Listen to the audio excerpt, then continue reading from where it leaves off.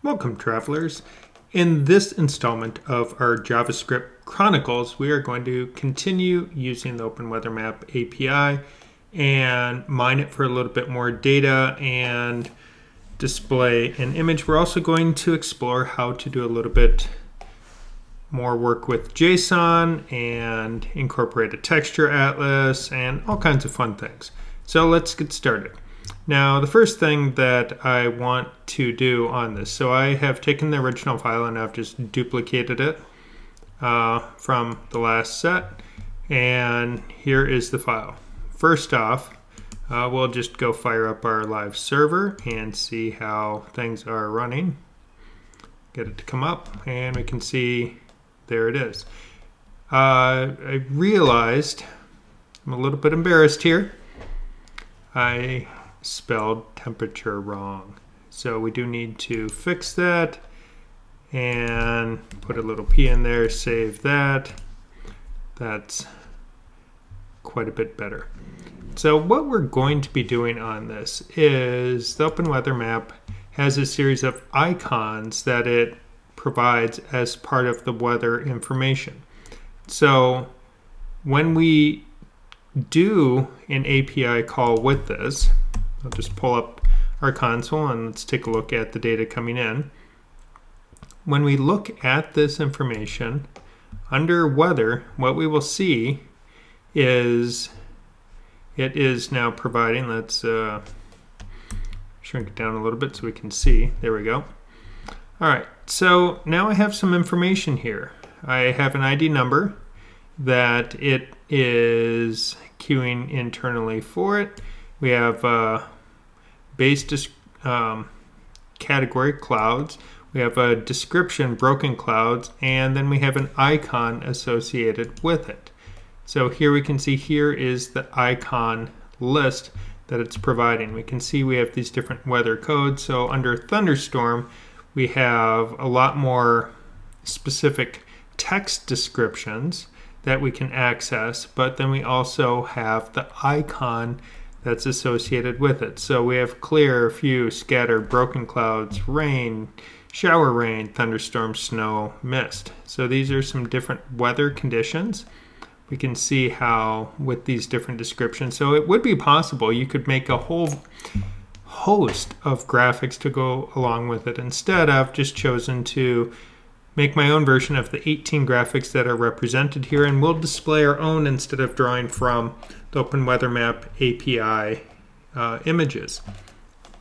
So I need to go and make these 18 files. So I spent a little bit of time in Photoshop creating that, and now using our buddy the Lushy Sprite tool off of Lushy Labs, I have created some images to work with. So here are my images that we have. Of course, it has to feature a unicorn because why not? So we can see the different images that are factoring into this. So these images, as we look at them, they're all of, you can see their dimension 435, 556. So we may end up displaying them a little bit smaller on screen. We'll figure it out once we get there, but I wanted them a little bit bigger so I had some room when drawing. So using Lushy, pretty straightforward. I just drag my files over there. We can see it now has arranged them into a sprite sheet or texture atlas. It's not really a sprite sheet because we're not animating with these, but instead we'll be able to then show specific ones. So to that end, I'm just going to call this Weather Atlas for my sheet. And now I'm going to save that. And now that saves it into my downloads folder.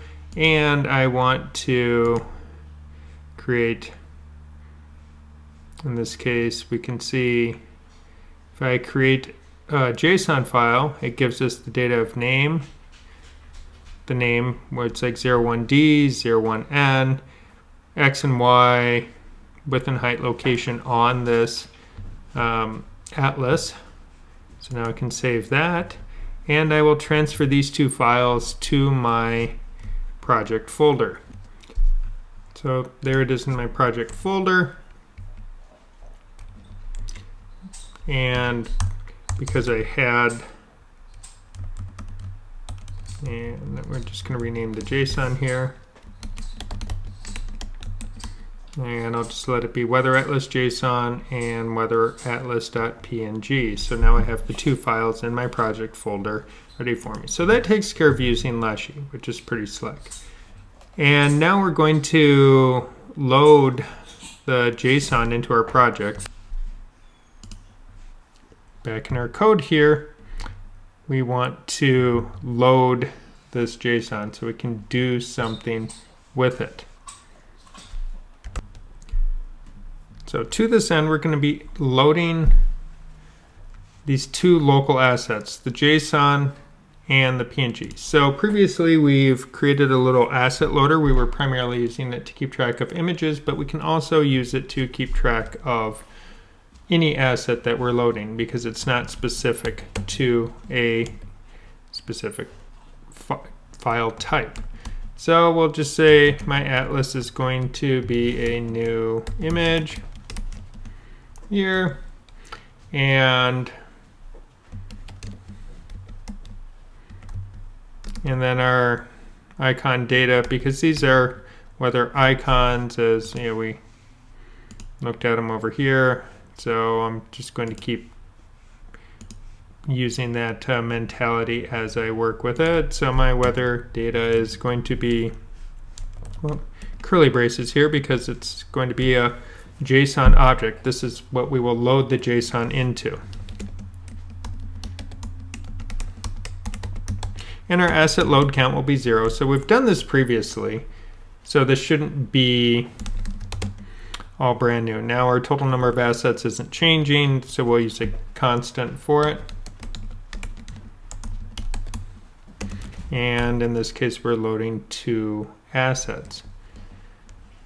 Now, with this, we can load our data in a couple of different ways. So we need to think sequentially. So right now, we loaded the Openweathermap data and we called populate. But we're not going to do that anymore. In this case, we're going to want to have a load assets function, and then we'll have our assets loaded function that tracks how many assets are currently loaded. So we will be switching what we call here in a moment. So we have to think in a sequential manner. But I want to create my 2 functions here. So we'll load our assets, and then I'll have a function assets loaded. Now assets loaded, we can pretty much write right now. So our asset load count goes up every time we call this function because we're calling this after we have successfully loaded something. And then we just do a simple check and say if our assets load count is equal to our total assets, that means everything has been loaded. So I like to just send myself a little message to the console and just say assets are loaded. And after that, we can just simply call populate. And now that's where we'll call our populate function. So after we load the weather, we're not going to call populate, but we will instead call load assets. So that's where we can call our function to load the assets. Now, looking at this, let's just go into load assets and start working with that. The first thing we can do here is then we'll tell our atlas, we'll set its source equal to, and this is where I will set it equal to my weather weatheratlas.png. If I had lots of image files or lots of other assets, I would have like an assets folder, an images folder, or something that I'd put it in for good file management. Because I only have the one, I'm not doing it in this instance. Now I'll say Atlas. I'm going to do an add event listener, and it will be load, and then we will call assets loaded, and then false. So that now loads our image. So if we just go temporarily and just change our load count to 1, we'll go over here and we can see, and that had been scaled up at some point, so we'll put it back to a normal scale. So we can see now it's working through here. Now we're not displaying that image yet. We're going to create a canvas, and then we will load whatever graphic onto that canvas that we're working with, and do that eventually inside of Populate. But right now we're kind of banging things out one at a time. So the next thing that we want to do is we want to load the Atlas JSON. So to do that, we could go through and do another XML HTTP request, and it would look exactly like what we see down here. For that matter, we could create a function that encapsulates this, and the parameter we could pass to it, we would pass in two parameters. One is what is the URL that we are aiming for, and then one is what is the object that's going to be populated with that. So we could create a function to go ahead and do that. But there's also another way that we can do it. And the other way that we can do it is using the fetch API. So the fetch API is, if you look here, well, kind of a little bit shorter. Now it doesn't, using it that way, we haven't put in every possible element into it, but it also has some other features on it where we can pass in credentials, we can pass in methods. I mean, it really is doing the HXR on steroids. So we can really do a lot more with it. We can put in some error catching if we want, but we can see the base of it is just really, really short. So we probably will put in a little error catching, but we're going to use just the basic part of it. And if we go into the basic description of what is here, we can see that this kind of functionality using fetch was previously achieved using the XML HTTP request, but this is now a better alternative because it has more capabilities. So this is the basic format that we are going to be working with on it. And now we will add a little bit of code to load our JSON. So we start out and say fetch, and now I'm going to specify what I'm fetching. Now I'm fetching local JSON, so I don't have to have https:// website blah blah blah, because all I'm going is weather atlas.json. That's what I'm fetching. Now we can put,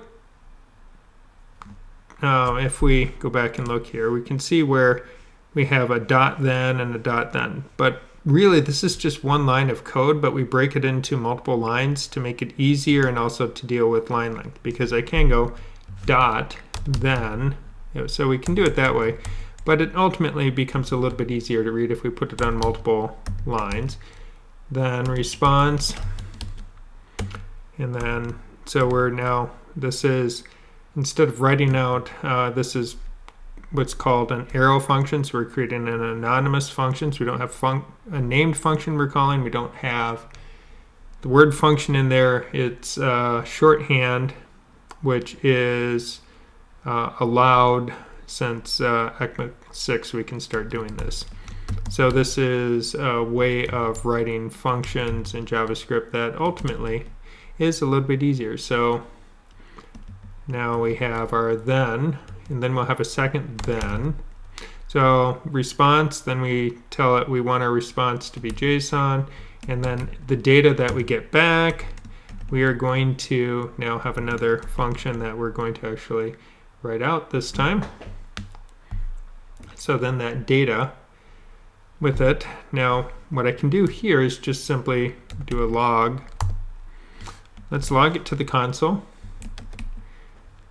and log our data here. And now if I do this, let's just go back to our page and see if anything has changed. And if I look here on my page, I can see that my data has indeed changed, which we never did. I should have pulled up that JSON, because here's the atlas that it made with all my different images for day, night, cloud, sun, lightning, etc. Here's the JSON. Now that JSON, if I want to make it a little bit easier to look at, what I like to do is just hit it with beautify, and then well, I don't know why it moved. Oh, we must have been scrolled over, and save it. So we can see this is what the JSON looks like. Name, X, Y, width, height for each one of our different entries there. And in our code here, it's doing that as well. We can see there's the JSON if I extend it out. So we're getting the JSON. But we have to assign that JSON to our object, to our icon data. So when I was writing this up originally and making sure I had the code worked out, I forgot this little step. So then when I tried to populate my data, it kept telling me it was undefined.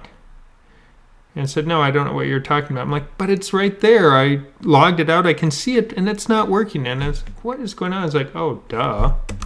I have to now set my object equal to the data that I got back. And then once I do that, then that means I got the data, I assigned the data, and then we can call our assets loaded function right here. Now it's going to change your number of assets up to 2. So now if we save it, let's verify. Yep, it still works. Assets are loaded. No error messages. Life is good at the moment. So adding in some error catching is just considered a good practice. So we want to make sure we add some of that into our code as well. So if I go back over here, we're going to use some of that. And then with this, we'll say catch. So this is where we want to catch our error. And again, we use our arrow function, throw in some curly braces there. And because our web page isn't a full application, we don't need to talk back to a server or do other stuff. We're just going to log out any errors to the console. So then I will just simply say error, if I can type, and well, actually I put a little space there, so just in case, then it'll read a little bit better, and then comma, and then we'll log out whatever the error is. So if I run this, we can see there's no errors. So to show an error, what I'm going to do is I'm just going to break my code. So I've added in a curly brace, doesn't belong there. Now if I go here, we can see our error message, syntax error, unexpected token, and blah, blah, blah, blah, blah, at position 2. Wow, that's actually a pretty useful error. Position 2 in this file, get rid of that, save that, and it goes away. All of our assets are loaded. So we're making some progress here. We've loaded our JSON, we've loaded the image, and now we need to do something with it. So I will leave it up to you to decide, but now with that, what is that? 9 lines of code or 10 lines of code to pull it off, versus right here we have a lot more lines of code that's just arguably a lot harder to read. So yeah, your mileage will vary. You can decide how you want to do it. We could rewrite this whole thing to use our fetch option, for that matter. We could again make a fetch function where we just pass in the file that we're trying to work with, the asset that we want to tag it onto or to put that data in, and it would be one function that does both of these really clean. So if you want to refactor your code and make it a little bit cleaner and better, I would encourage you to do so. Now, moving on to using our atlas of images. To grab our artwork and show it on screen, we're going to make a canvas for it. So I'll set icon canvas equal to document dot create element, and we're making a canvas. And then let's create the context for it, because we need that if we want to write to the pixels of this canvas. And we'll say get context, and we're doing the 2D context. All right, so that creates it for us. We'll still have to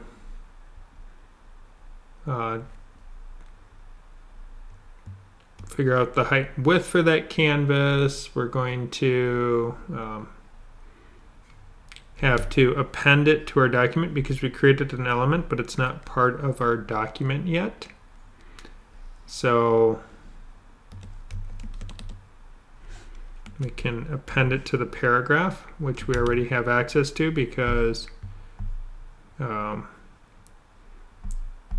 up at the very beginning, paragraph document query selector, there's our P, so we already have access to it. And then we'll stick the canvas on it. Now what we could do is go icon canvas dot width equals, I'm just going to put some junk values in here right now so we know that this is indeed working. And then we will update these once we populate it with information from our JSON that we're working with.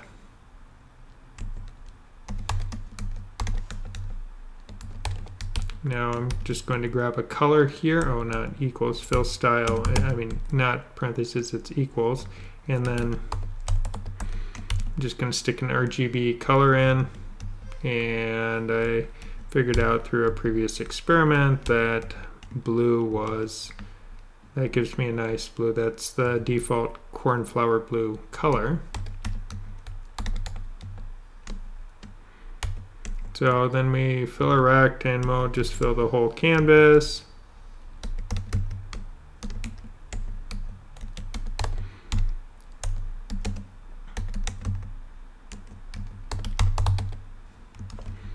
So let's see if we have anything working. Okay, so now we've got a canvas there. Now, all right, so we know our canvas is working. We're going to be changing that height and width based on the size of the file, the artwork that we're grabbing in a moment. So what I want to do is I want to grab this information from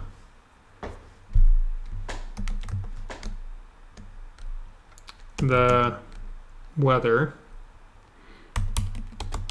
Now, keep in mind when we're trying to grab from the weather, if we look at it, let's go into here, then we go, so it's weather, but notice it's an array.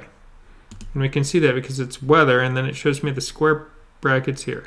Because the weather can actually contain the weather information for multiple days. So if we don't just grab the current weather, but we grab weather with a forecast or historical data, it's going to now give us that information, and it will return an array of multiple elements. In this case, it's only returning one. But to gain access to this, we do need to grab it. So it's weather, weather. But then we have to say which one we're trying to grab. And then the first one, because there's only one in that array, so it's 0.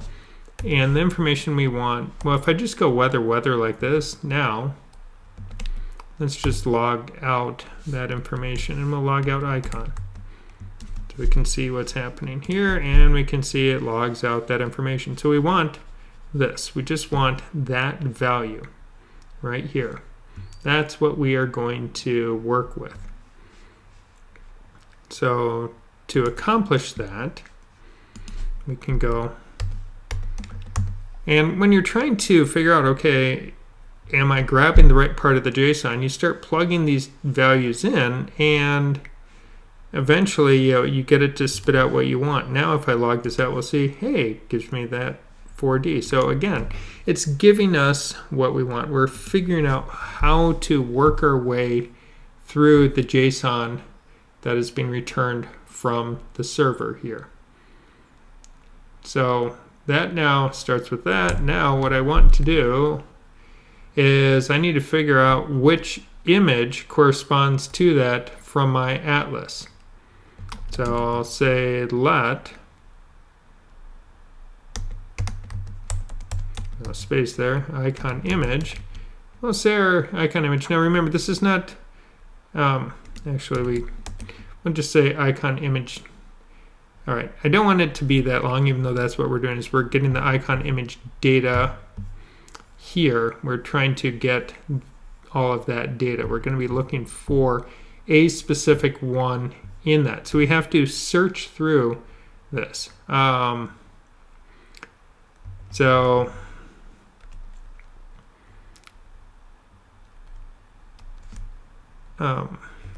just trying to shorten it because otherwise it gets long.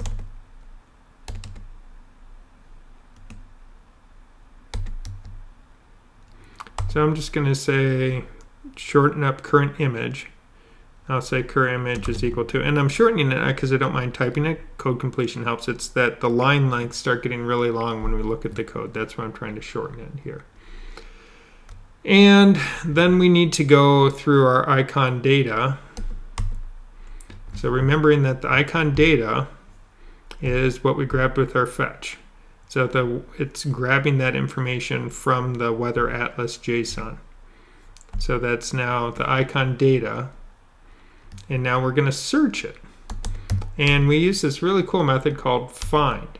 And we will use an arrow function to do this. And we'll say the element that we're going to return is going to be equal to arrow function, and then the element's name when that name is equal to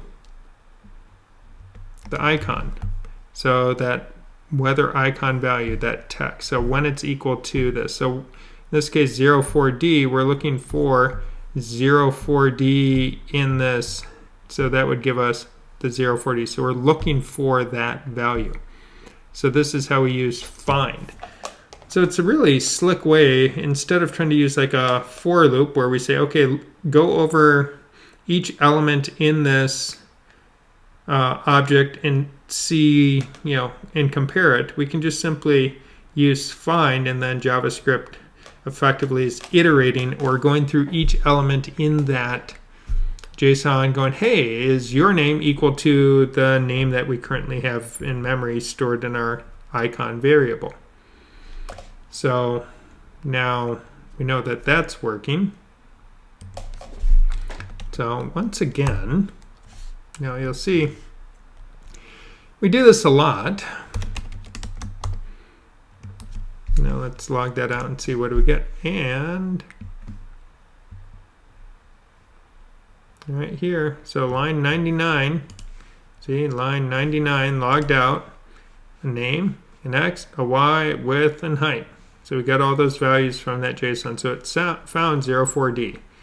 So it's pretty slick. It's pretty slick that that's working. So all these comments, again, You don't need them in your code, but I find that when you're working, especially when things don't work, they're really useful to go, hey, how come this isn't working? When then you log it out and it says undefined, you're like, oh, I'm trying to get something. Like when I first made this, I forgot, as I mentioned right here, I forgot to actually assign that value. Now if I go here, then we end up, it's now failing because it can't load off of that because there's nothing there. So now we're getting an error. So then that's good. Things, when it breaks appropriately, when we're trying to use it and there's nothing there, we're like, what is going on? So this is why we need to make sure that every step of the way, we're kind of checking what's going on. So now this canvas here, what I'm going to do on these lines, we're just going to move these down.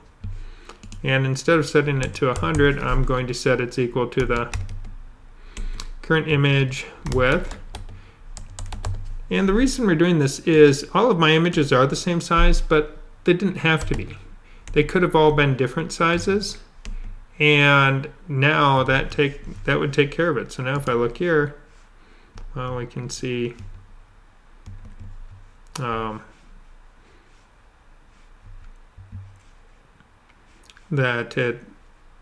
our canvas disappeared because we reset the height and width.